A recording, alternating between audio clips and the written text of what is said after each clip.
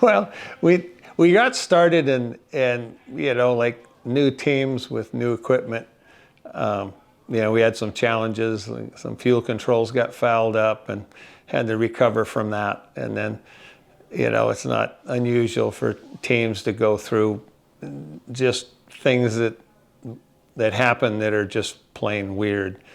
Like I had a regulator that went out in Gunnersville that I've used for 15 years, and it decided to stop then, and stuff like that. And so, there was a learning curve in getting some things running and just working correctly. Then it's the whole thing about, it was really a new boat. We'd reset the whole thing up, so we just set our goals of trying to just go a little faster each time, make stuff work just a little better, tune the motors up a little bit, make it run a little better. And we gained 2 or 3 miles an hour qualifying speeds every time. So that's something, it's a feather in everybody's cap. So it was a challenge as new teams are, but I think everybody handled it really well and had some fun at it too. I think that's important to have fun while you're doing this. If you're not, you're going backwards.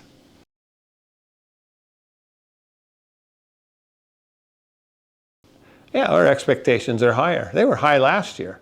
And, aside from some little things happening, we could have done some better things. But we've learned I hadn't run the 80 mile an hour thing ever, so we had to sort of learn that.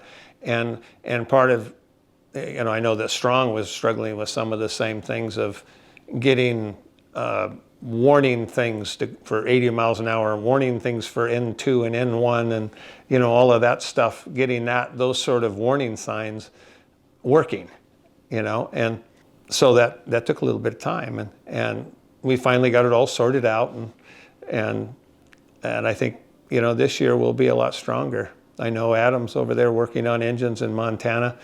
They should gain a couple of hundred horsepower, and Kelly's building propellers right now. We got a bunch of forgings on the way and we plan to build more.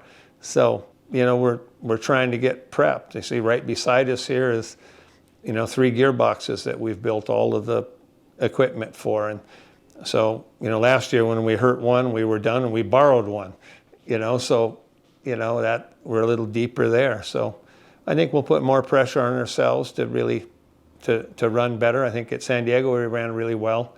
And we got some ways to go. So, we just get up every day and earn our position.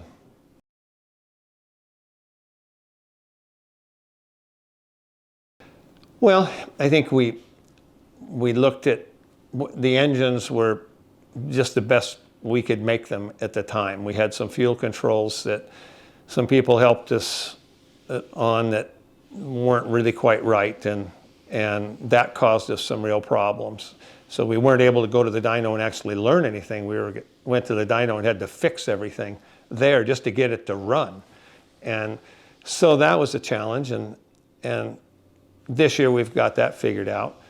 And there's a bunch of parts in the engines that could have been better. We knew it, but there wasn't time nor the money to do that. But with the help of Bill Cahill and the employees of Beacon Plumbing, we've got a lot more equipment around here. We've got more propellers, more gears, more gearboxes.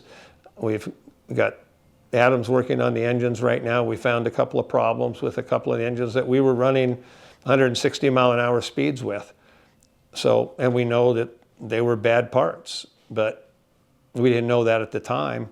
We didn't have time to investigate every single thing, but Adam's gone through everything over there in Montana. They should be a lot stronger. So we'll just have to go prove that.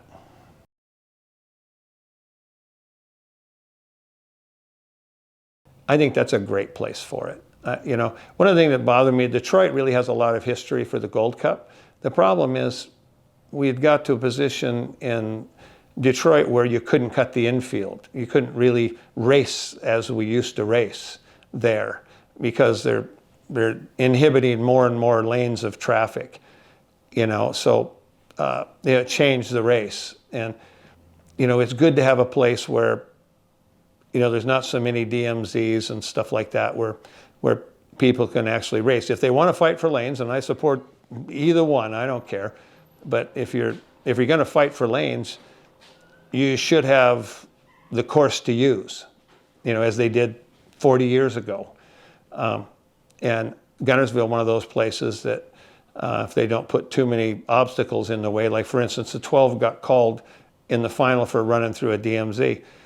The DMZ wasn't part of the race course for the Unlimiteds, and I don't disagree with the call.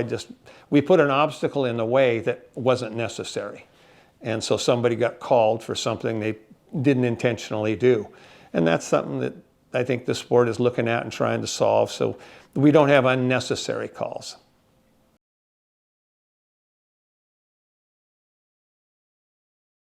Yeah, it's the highest pressure place there is. I mean, everybody wants to win it. Most teams are from Seattle, and so most teams really want to win in front of their fans. And of course, the sponsor anticipation. I know that Beacon, that's their most important race. Home Street's most important race.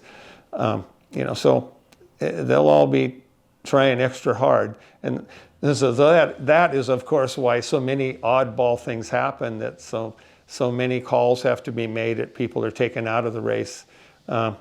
Hopefully we can try to work on systems and processes in the start of the race so that the referee doesn't have to be so invasive into the race itself. We want to make the boat, we think that we can make the boat faster. We only had so much time and so much equipment last year, and so we just had to do what we could. We had to learn some of the handling things. We'd built all new rudders, which nobody else besides us build their own rudder and build their own propellers. And we're, of course, not just trying to build what we have built in the past. We're trying to build stuff that's newer and better and faster. And so right now we're working on, I have some of the smartest people in the world that have worked with me in the past. We're running computational fluid dynamics on propellers and skid fins and rudders to try to learn and update ourselves. So we're going to try to do that with everything. If we accomplish all that, there should be, we should be able to run somewhere between a 163 and a 169 mile an hour lap, maybe 170 if the things were right. But, that's going to be, everything's going to have to be right. And that takes time and people and intellect. And we're doing all those things. We'll see how well we do. But that's kind of the fun part of it, is just seeing how well you can do with the parts that you're given, the hand you're dealt. How well you can do with that. And since we do most everything ourselves, we don't farm much out, it's all on us to make that happen. And so it's challenging and fun at the same time, because when you do run well, people notice. And that's fun.